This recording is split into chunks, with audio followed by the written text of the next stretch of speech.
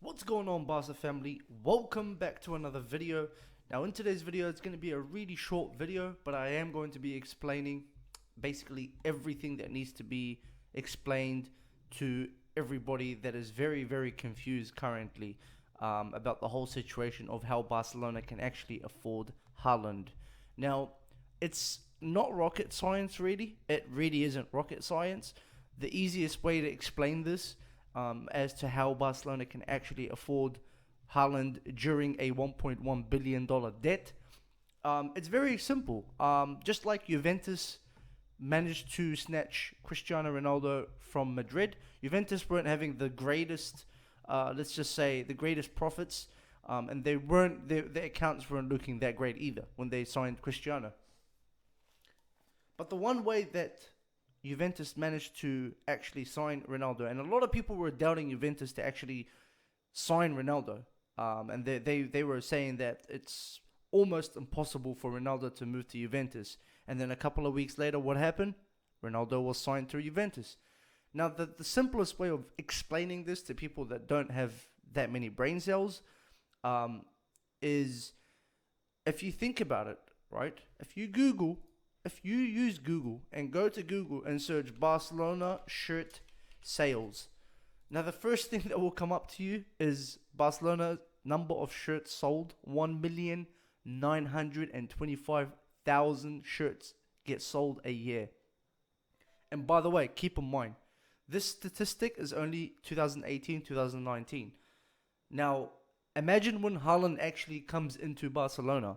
Now, when Haaland will be bought into Barcelona, now the first thing you're going to expect is the amount of people that will be coming to all Barcelona platforms, obviously checking out if the news is real, all that stuff. So that automatically will generate so much revenue just through advertisements and stuff like that. Now, bear in mind, you still have shirt sales, which is going to be out of the roof. So that in itself, basically, I'm going to show you guys one thing, okay? Now, if you shirts in Barcelona's website, they sell for £90. Now, if you times £90, let's say Barcelona managed to sell 700,000 shirts, which I believe they can sell a lot more than that. A lot more than that, by the way. This is just like the most bare minimum of how much shirts they can sell. Let's say they sell 700,000 shirts, and you times that by £90, euros, whatever it is, right? We don't care about the currency. But you times that by 700,000 shirts sold, correct? For, let's just say, the first couple of days that Haaland is in the club and the shirts are already up for sale. They can generate around $63 million just from shirt sales, and that's only 700,000 shirts, which I believe will be a lot more than 700,000, because don't forget, you're not just thinking of this as Barcelona fans buying the shirts. You've got a lot of other fans, like ERLING HAALAND fans. You've got fans from Molde that will be buying his shirts. You've got fans possibly from Borussia Dortmund buying his shirt. You've got people from, I don't know, other clubs, Chelsea, Liverpool fans. I've got friends that have Barcelona shirts of like Messi and Xavi and Iniesta. They buy their shirts, not because they're Barcelona supporters, but they support the player, so they buy the shirt. So automatically, this is why I'm saying that ERLING HAALAND could easily surpass 700,000. I'm giving you guys a bare minimum of 700,000 shirts sold within the first couple of days the shirts go up for sale on Barcelona's website. Now, that alone is already around 60 million bare minimum. This is what I'm saying. This is why I keep saying bare minimum, because that's the bare minimum of how much Barcelona can sell of ERLING HAALAND shirts. 700,000 would generate around, as we said, around 63 million, right? Now, think of all the other revenue that Barcelona can actually bring in. This is why we say that Barcelona can sign ERLING HAALAND. And another thing I want to point out is Laporta will be, there's no way Laporta will actually go this deep into trying to bring this player into the club, bringing his father and the agent and having a 2.5 hour meeting, talking about things. And he knows that there's no possibility of bringing this player in. There would be no way that Laporta would try to bring Erling Haaland and go through all this for nothing. Let's just put this into our brain cells, okay? Let's use this as a picture of what Laporta can do, right? Because this club is known to be signing, they're really known to sign big talents, big players like Coutinho, like Griezmann, like Dembele. These three players have costed us over 400 million, right? And I'm talking about add-ons with it too, obviously. So you've got players like Coutinho, you've got players like Griezmann, Griezmann is a bit questionable. There is a possibility he won't go out, even if Erling Haaland does come. But let's just put him into the equation, right? If Laporta really wants Erling Haaland, and if we're suggesting that Laporta needs to sell players, then Griezmann will definitely be on the list. But I doubt that he would be, because Laporta knows that he can afford Erling Haaland without selling too many top star players in Barcelona. So let's put Coutinho, let's put Griezmann, let's put Umtiti, let's put Pjanic, let's put Martin Braithwaite, let's put Lenglet, let's put who else do we have? We've got so many players on such high wages.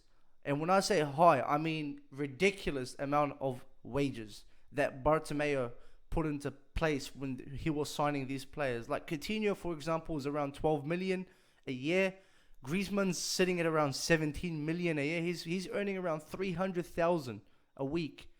You think if Laporta actually goes into full effect and he says, you know what, screw this, I'm going to actually make a change. What I'm going to do is I'm going to reduce the wage bill of this club by selling and offloading all these deadwoods, right? All these injury-prone players. I'm going to let them go. And a lot of people are going to say, well, you're going to let these players go. How are you going to replace them? Who is going to come and replace these players? Well, that's the beauty of having a Barcelona academy. You've got an academy that's maybe not the top of the world, but it is, I would say, in the top 5 in the world. The La Masia Academy. You've got Collado. You've got Alejandro Balde, right? You've got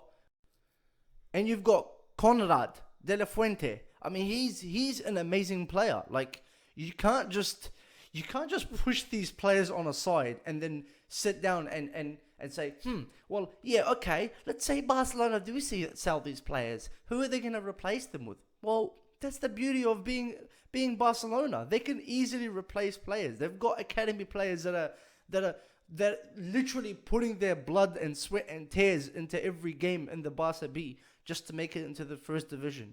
We've got Ilaix Moriba, which is another reason why all Barcelona family is saying we do not need Wijnaldum. We've got Ilaix Moriba that is younger, that is more hungry, that is cheaper. I mean, he's literally improving every single game. Ilaix Moriba is a beast in the midfield position. You just cannot replace this guy.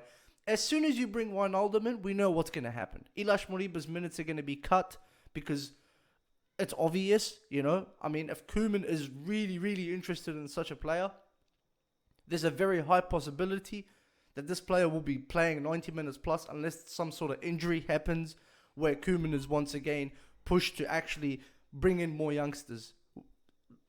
Once again, it's just not going to happen. Laporta has already said that his intention is to bring this whole team back to how it used to be. It's going to be a competing team.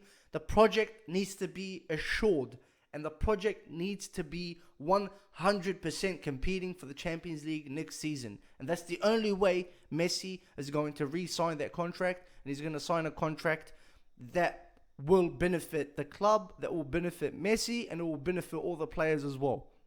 Now, what I mean by this is there's been a lot of reports out there that have said that Messi is up to reducing his wages. If Laporta can prove to Messi that he is actually working on a winning project, he's working on a competitive project, he's working on a project that will assure us to be fighting and competing for the Champions League, which is one of the trophies that Messi really wants to win before his retirement. So you can already see how this is planning out to be. Messi is willing to reduce his wages. When that happens, that means we can sign bigger players. It's not rocket science, people. I see so many people on so many football apps and news articles, and everyone saying Barcelona's on 1.1 billion debt. Yes, okay, we understand. Barcelona is on a 1.1 billion debt. But that does not mean that Barcelona cannot sign players.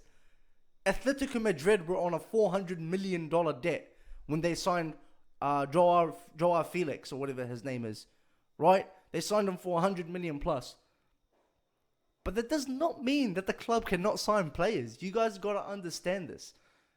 And I understand that maybe most of these people that are saying this rubbish are probably little kids that don't understand how finances and all this stuff works. But it's just common sense. Erling Haaland coming to Barcelona, he can pay off already half of his transfer cost just through shirt sales in the first week or so. So just put that in mind and bear it in mind. And I hope you guys all have a fantastic day. Let me know in the comment section below what you guys think of this. And if you guys think I'm right, let me know in the comment section below. Make sure you guys give this video a like, and I'll see you guys all in the next one. Peace.